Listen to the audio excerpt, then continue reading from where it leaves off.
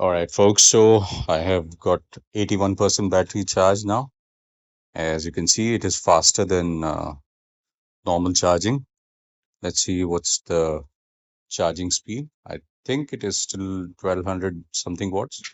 So I think because of overheating, the charging speed has got slowed down. I will be checking what's the battery temperature. But yeah, I think it is more than 44 degrees or something, because of which the charging speed has got reduced. But still, it is better than normal charger. So I have got what 725. I started at 612, so at 725 I have crossed exactly 60%, 21 to 81%. So it took me around 71 minutes. Yeah, in 71 minutes I have got 60% charging. Obviously not idle, but it is better than 404 and above, cutting of fast charging eight 70%.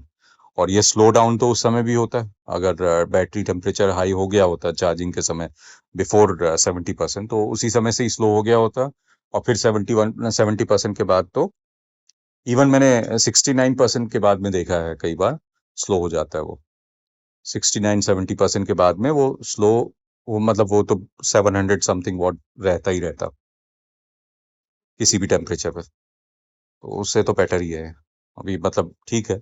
It's not charging with 1% पर minute और something, but it is still faster than normal speed charging, which is good enough. तो ये 1200 में मतलब कि ये 75% से और स्लो नहीं हुआ है, क्योंकि 75% से स्लो होना शुरू होता है, चूंकि ये पहले ही स्लो हो गया था, 72% पे देखा था मैंने, तो इसीलिए ये मेंटेन कर रहा है उस 1200 वॉट्स को, मेंटेन कर रहा है चार्जिंग स्पीड को.